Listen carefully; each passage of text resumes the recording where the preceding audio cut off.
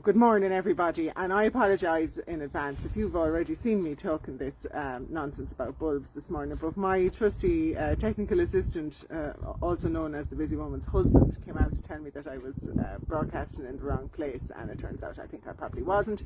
Anyways, I'm going to give you a quick run through what I was saying. The moral of the story is that I am planting, come on Diana now, planting narcissus here at the minute. These are in this big bag, and that's about a third of the bag that's left. I have already planted the other two-thirds of that bag in the new bed that I've been talking about in the group. And otherwise in my garden I have hundreds of bulbs. I love them. I think bulbs are fantastic addition to a garden, because spring bulbs come up at the time of year, depending on what you plant, and if you're careful about the sequencing of planting, of what you plant when it's going to come up, because at that time of the year in the garden, even with the best evergreen planted schemes you come up with, it's not going to be colourful, and these are one of the few options that we have, and they cheer me up a lot. If you're somebody, which I am, somebody who finds those early months of the year really long and tough, and I don't want to say depressing, because I don't mean to use that term lightly, but you know, I think everybody finds them hard going, but the bulbs really do cheer me up. It's the small things that sort of do it, I suppose, in life, and they're one of the small things that really can make the difference. So for anyone who's already seen the workshops, I'm sorry, I know I'm repeating some of what I've said there, but it's still no harm, because I really do think that, you know, if you do nothing else from listening to my page, if you have no bulbs, go out and plant a few, because you definitely won't be sorry about them. And if you really don't know what to plant, plant daffodils, because they're bulletproof. Tulips and all the others, there's hundreds of different types of bulbs you can plant, but the ones that are the regular ones are there for a reason. Because they're the most reliable. And if you really have nothing and you're starting from scratch and all you have is one pot of little compost, go and get a few daffodils for yourself. I guarantee you'll be happy. I don't guarantee too much, but I can guarantee you'll be glad you did that much. So what I'm doing here with these, because they're leftovers and I've already planted bulbs everywhere I can, I'm putting them in this little bed I have. It's a little strip of a bed that runs along my drive, and it's very narrow, and it's difficult to plant up because it doesn't actually have much soil in it. You have the stone wall, which I love, and it's beautiful in its own right behind it, and then I have the curb in here and the tarmac. And the thing about curb and tarmac like this is, generally speaking, they run quite a lot of hardcore or gravel in under it, and I've discovered here this morning that it actually goes in nearly halfway through the bed, so there isn't enough depth of soil to plant certain things. Like, it's grand if you only need something that needs a shallow amount of soil, but certain bulbs, and the ones I have left over, happen to be ones that need quite a depth. So what I'm planting are daffodils. Here's the daffodil bulb, and they look like onions basically. You plant them with the point bit up, just in case, because I have been known to get confused. These ones look fairly obvious because the roots are fairly obvious. The hairy bits at the bottom are the dried out roots.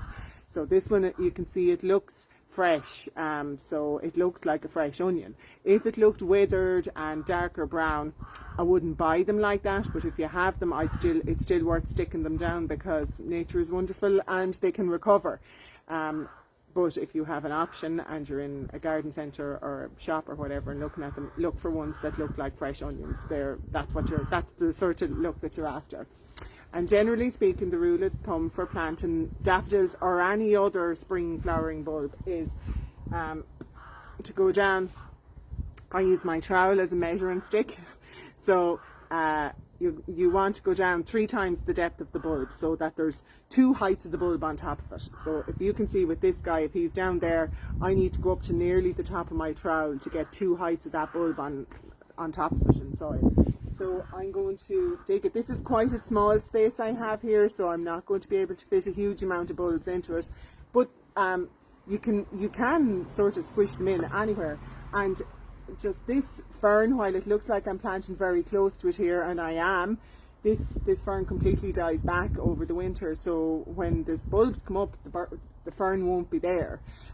So that's something to bear in mind as well when you're planting them, that while you might think you're squeezing them in beside something, if it's something that dies back over the winter, it won't be there, so you can probably plant a bit closer to it than you might think. Sorry for the traffic noise. So I'm going to dig the hole roughly down about 3 times the depth of the bulb. That's that there. What you can do, what I normally do advise people, is to plant them in clumps. So rather than just dig one hole for one bulb, because you'll be there forever, to take a big hole and put down a load of bulbs and just cover them all up. So I won't be able to dig too big here because of what I was saying about the curb, but I'll still make the most of it.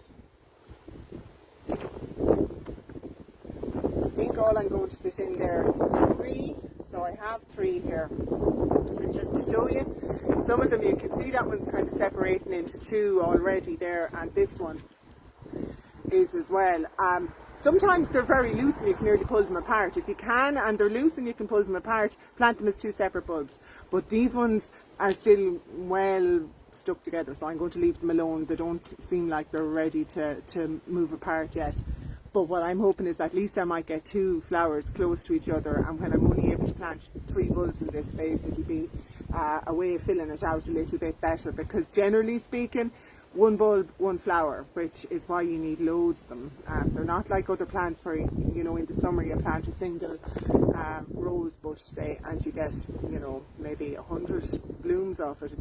Bulbs aren't like that. It's 1 bulb, 1 flower, with the exception, because there's always an exception, with the exception of some daffodil types where you'll have multiple heads on them, but they're harder to get, so generally speaking it's one for one. All you do, pop it down. You're leaving about the space of 2 bulbs between, so it's the rule of 2 heights on top and 2 bulb widths between them as well.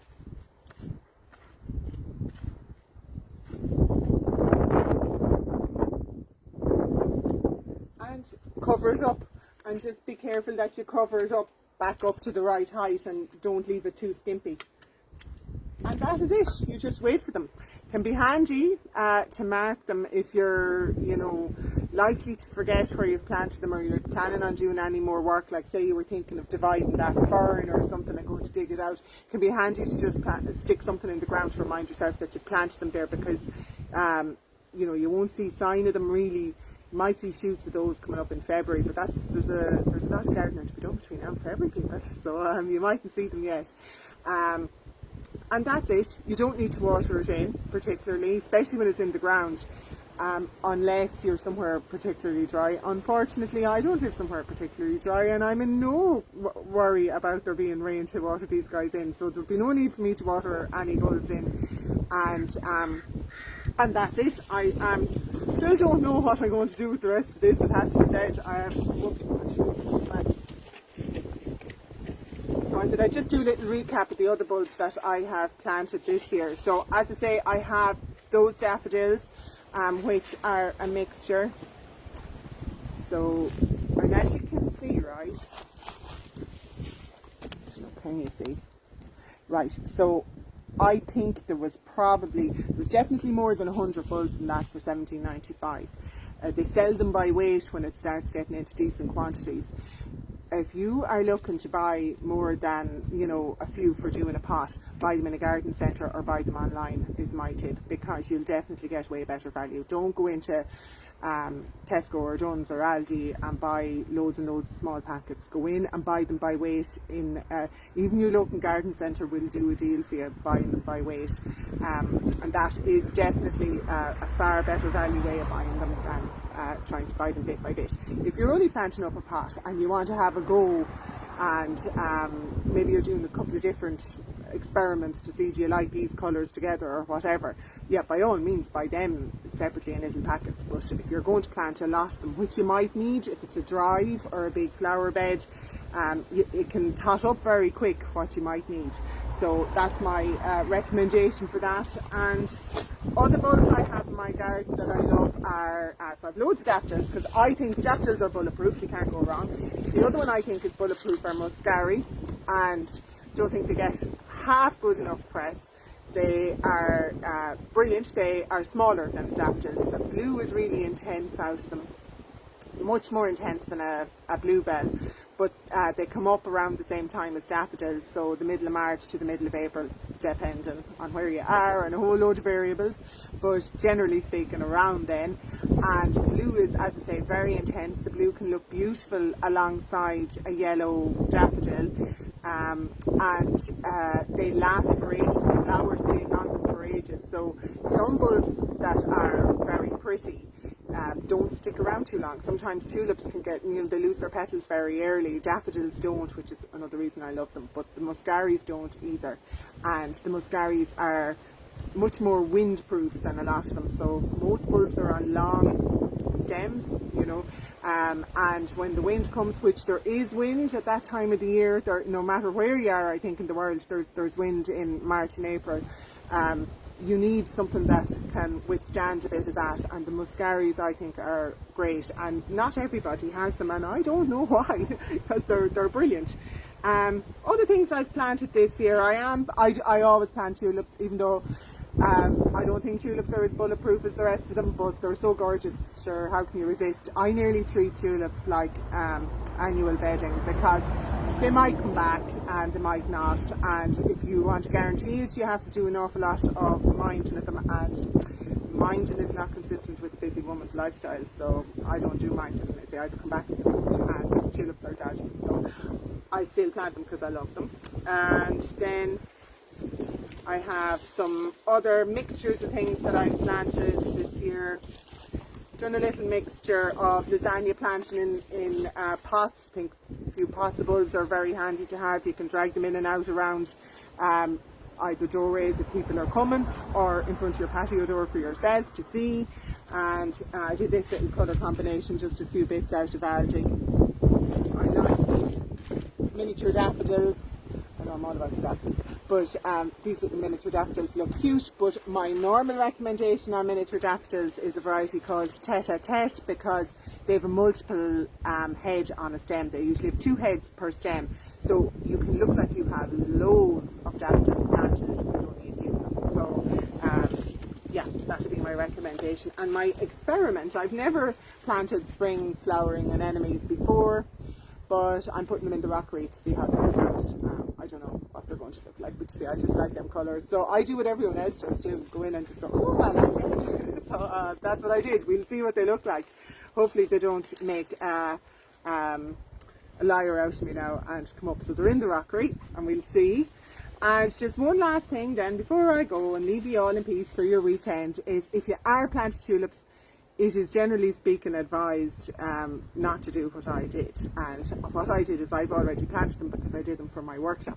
But if you haven't planted your tulips, hang on another few weeks, because they recommend that you wait till the weather is a bit colder. Yet another reason why tulips are not my favourite. But by all means, if you're thinking of getting tulips, just hang on another couple of weeks, let it get colder. I see one of the nights coming up is going to be 11 degrees. It's too warm. So they like to be planted when it's colder. Daffodils, which are fabulous, as I keep telling you, can be planted now and for the next, definitely for, October and most of November as well. So, you can't really go wrong with the daffodils and the muscaries. It's only so that's it. Please plant yourselves some bulbs, please, because I really think that you'll be delighted with them.